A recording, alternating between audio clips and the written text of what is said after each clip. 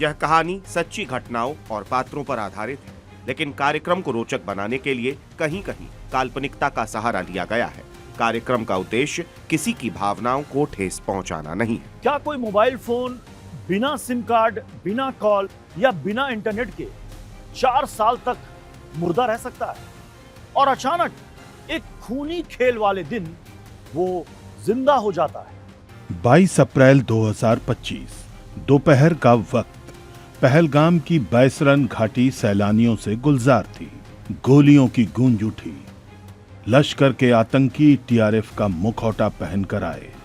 निर्दोष लोगों को कतार में खड़ा किया, धर्म पूछा, कलमा पढ़ने को कहा और जो नहीं पढ़ पाया उसे भून दिया।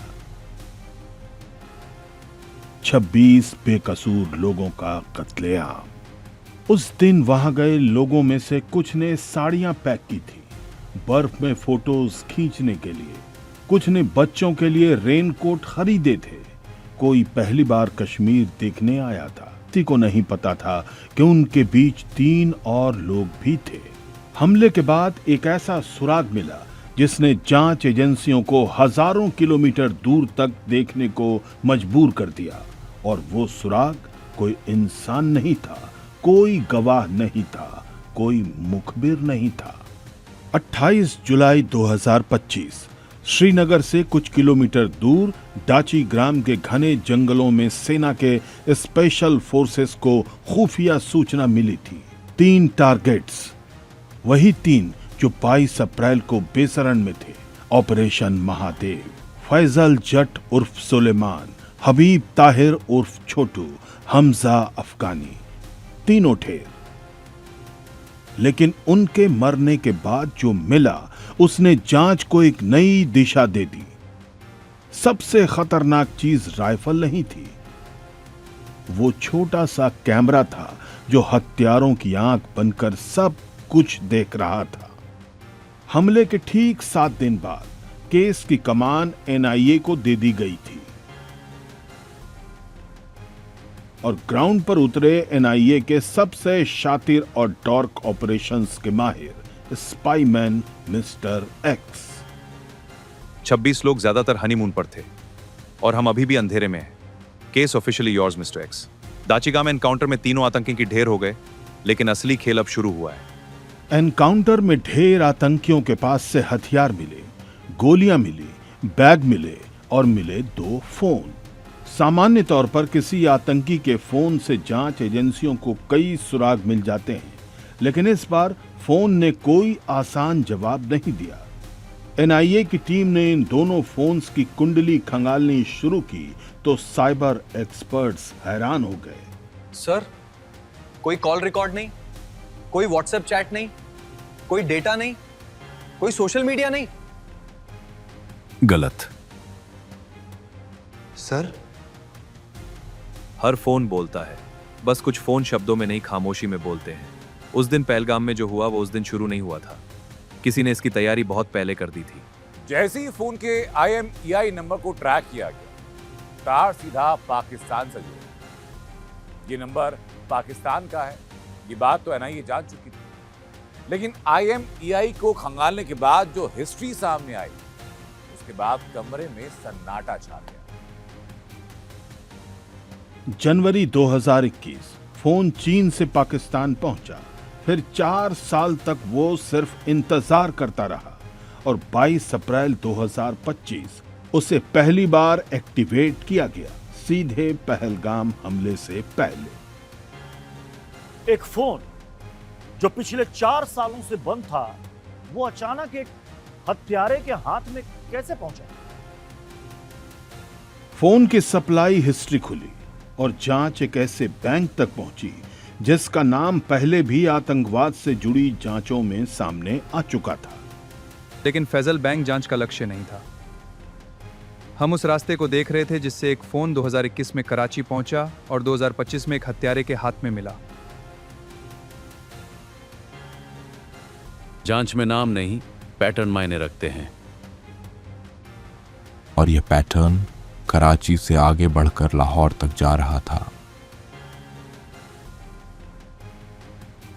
3 सुराग, 3 अलग अलग दिशाएं, लेकिन जांच जैसे जैसे आगे बढ़ी, हर सुराग एक ही जगह जाकर रुका, और वो जगह कराची भी नहीं थी, वो जगह थी लाहौर। बैसरन में गोलियां चल रही थी, लेकिन असली ट्रिगर यहां दबाया गया था। बिना किसी समझौते के चीन से आए इस खुफिया कैमरे के जाल को एनआईए कैसे भेद सकी? यह चीन सिर्फ एक ट्रांजिट पॉइंट था, कहानी उससे कहीं बड़ी थी। 4 साल, कोई सिम नहीं, कोई नेटवर्क नहीं, कोई सिग्नल नहीं, लेकिन यह फोन जिंदा था, बस सो रहा था। सर, Xiaomi ग्लोबल से आईएमईआई हिस्ट्री आ गई है। Redmi 9T जनवरी 2021 पाकिस्तान में डिलीवर हुआ था। इंपोर्टर के टेक्सिरात private limited, Clifton road, Karachi. Delivery address? Sir, delivery address टेक्सिरात का नहीं था। तो ST/02 Faisal house, main branch, Shahrah Faisal, Karachi, वो बैंक का एड्रेस है।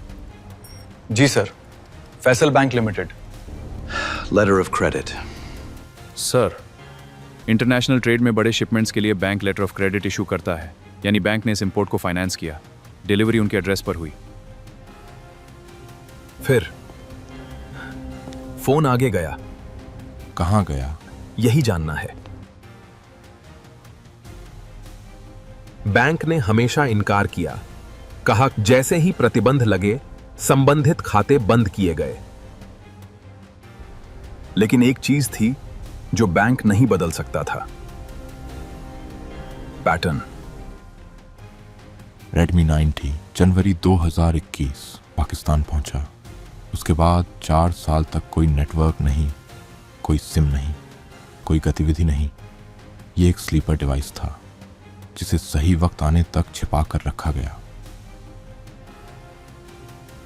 कोई आतंकी इतना पेशेंट नहीं होता। ये किसी बड़े हैंडलर का काम था जिसने इन्हें रिजर्व रखा था, सही वक्त के लिए। सर, दूसरा फोन भी सेम पैटर्न, 2023 में इंपोर्ट हुआ, लाहौर की एक कंपनी, उसके बाद बंद, हमले से ठीक पहले एक्टिव। एक फोन संयोग हो सकता था, दो नहीं। दोनों अलग रास्तों से आए, लेकिन पहुंचे एक ही आतंकी नेटवर्क तक। यही सबसे बड़ा सुराग है। 3 हफ्ते पहले वो वहां थे, हमारे पहाड़ों पर, हमारे लोगों के बीच, और हमें पता नहीं था। फोन कम्युनिकेशन के लिए नहीं था, फोन डॉक्यूमेंटेशन के लिए था, टोह लेने के लिए था, और बात करने के लिए उन्होंने कुछ और यूज किया था। आतंकी मोबाइल नेटवर्क पर निर्भर नहीं थे, वे लॉन्ग रेंज रेडियो कम्युनिकेशन इस्तेमाल कर रहे थे। फोन की जरूरत नहीं थी, इसलिए फोन पर कुछ रिकॉर्ड नहीं मिला। फोन का राज खुल चुका था। अब दूसरा सवाल था, वो कैमरा जो एक हत्यारे की कलाई पर था, वो अमेरिका से चला था, चाइना से गुजरा था, पाकिस्तान तक कैसे पहुंचा? गोप्रो, दुनिया का सबसे लोकप्रिय एक्शन कैमरा, रोमांच रिकॉर्ड करने के लिए बनाया गया था, लेकिन इस बार ये मौत रिकॉर्ड करने आया था। सर, गोप्रो इंक से रिस्पॉन्स आया, सीरियल नंबर ट्रेस हो गया, कैमरा ऑफिशियली चाइना के एक ऑथोराइज्ड डिस्ट्रीब्यूटर को शिप किया गया था, कैलिफोर्निया से शंघाई। चाइना से पाकिस्तान? सर, भारत और चीन के बीच MLAT समझौता नहीं है, इसलिए हम सीधे वहां से डेटा नहीं मांग सकते। डिप्लोमेटिक चैनल्स में बहुत वक्त लगेगा। और मास्टरमाइंड इसी लीगल गैप को जानता था, इसीलिए ये रूट जानबूझकर चुना गया ताकि हम कैमरे को ट्रेस न कर सकें। कैमरे का रूट चीन से जुड़ा है, लेकिन भारत और चीन के बीच कानून की दीवार है। अब मिस्टर एक्स क्या करेगा? चाइना वाला लिंक कानूनी तौर पर धुंधला था, लेकिन दूसरी तरफ एक पैटर्न साफ दिख रहा था। कमर्शियल डिवाइसेस, इंपोर्टेड टेक्नोलॉजी और बार बार आतंकी नेटवर्क तक पहुंचती एक जैसी सप्लाई चेन, यही पैटर्न जांच को आगे बढ़ा रहा था।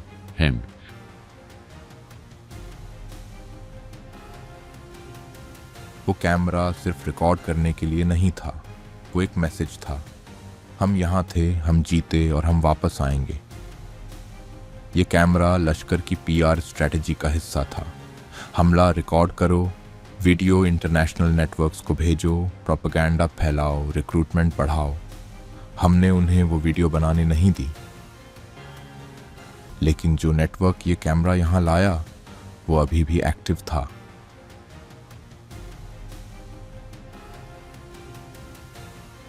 सर, एक और बात है जो आपको पता होनी चाहिए।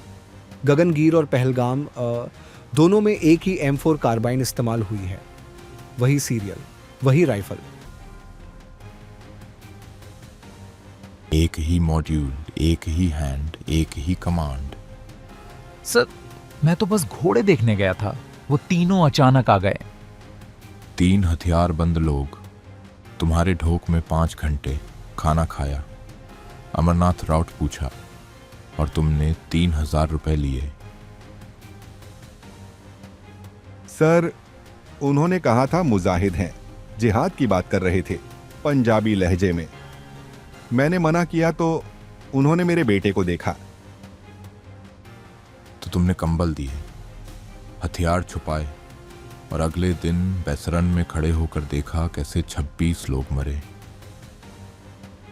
डीएनए मैच हो गया है कंबल का तुम्हारे घर से। तुमने सिर्फ उन्हें पनाह नहीं दी, तुमने 26 लोगों के कत्ल के सौदे पर दस्तखत किए हैं। अब तुम दोनों पर UAPA है। सच बताओ, आदेश किसका था? अगर असली नाम बता दिए तो शायद बच सकते हो। मिस्टर एक्स, पॉलिटिकल प्रेशर बहुत है। लोकल मॉड्यूल क्लोज कर दो, चार्जशीट फाइल करो, केस बंद। लोकल मॉड्यूल बंद करने से नेटवर्क नहीं मरेगा। जिसने 2021 में वो फोन किसी सेफ हाउस में रखवाया वो अभी भी बाहर है। जिसने ये आर्किटेक्चर डिजाइन किया वो अभी भी प्लान कर रहा है। अगली बार यह कैमरा फिर एक्टिव होगा अगर हमने अब रूट नहीं काटा। सर, 3rd फोन का सिग्नल मिला है अमरनाथ यात्रा रूट के पास। सीनियर केस बंद करने को कहता है, तभी जूनियर आता है, बताता है कि अमरनाथ यात्रा रूट पर 3रे फोन के सिग्नल मिले हैं। अब ये मिस्टर एक्स किसकी सुनेगा? क्या मिस्टर एक्स सिस्टम के दबाव में झुक जाएगा या अमरनाथ रूट में बसती आखिरी सिग्नल के पीछे जाएगा? खेल अभी खत्म नहीं हुआ। अब आता है वो सबसे बड़ा सच जिसने दिल्ली से इस्लामाबाद तक हड़कंप मचा दिया। मिस्टर एक्स को फॉरेंसिक लैब से जो बैलिस्टिक रिपोर्ट मिली उसने पूरे कहानी के पिच को बदल दिया, स्केल को बदल दिया। मिस्टर एक्स ने कारतूस का खोखा उठाया, नंबर मैच किया और पूरा कमरा खामोश हो गया। ये वही M4 कार्बाइन राइफल थी जिसने गगनगीर में भी मौत बांटी थी और पहलगाम में भी। बशीर परवेज के घर से मिले कंबलों का DNA, 4 साल वो स्लीपर फोन और वो GoPro कैमरा अमेरिका से चला, चाइना से गुजरा, पाकिस्तान आर्मी के सप्लाई नेटवर्क से लश्कर-ए-तैयबा तक पहुंचा और फिर बैसरन लाया गया। और गगनगीर की ये राइफल, ये सब अलग अलग मोहरे थे जिन्हें लाहौर में बैठा लश्कर कमांडर सज्जाद जट उर्फ अली भाई कंट्रोल कर रहा था। जांच के सारे सिरे सरहद पार बैठे एक ही मास्टरमाइंड पर जाकर खत्म हुए। लाहौर में बैठा लश्कर कमांडर सज्जाद जट उर्फ अली भाई। NIA ने उसके खिलाफ चार्जशीट दायर की। ऑपरेशन सिंदूर हुआ, ऑपरेशन महादेव हुआ, तीनों हत्यारे मारे गए। लेकिन जिसने यह आर्किटेक्चर बनाया वो आज भी लाहौर में प्लान कर रहा है। ये सिर्फ एक आतंकी हमला नहीं था, ये एक ही हाथ से चली एक लंबी सोची समझी जंग थी। उस नव विवाहित जोड़े को याद कीजिए जो उस सुबह बैसरन में मुस्कुरा रहा था। उन बच्चों को याद कीजिए जिनके लिए रेनकोट खरीदे गए थे। उन्हें कभी पता नहीं चला कि उनकी मौत का फैसला उस दिन नहीं हुआ था, वो फैसला सालों पहले किया जा चुका था। और जो हाथ ये राइफल चला रहा था वो तो मारा गया, लेकिन जिस हाथ ने उसे चलाने का आदेश दिया था वो आज भी आजाद है। एनआईए की जांच जारी है। अगली बार उन तक पहुंचने से पहले वो हम तक नहीं पहुंचेंगे।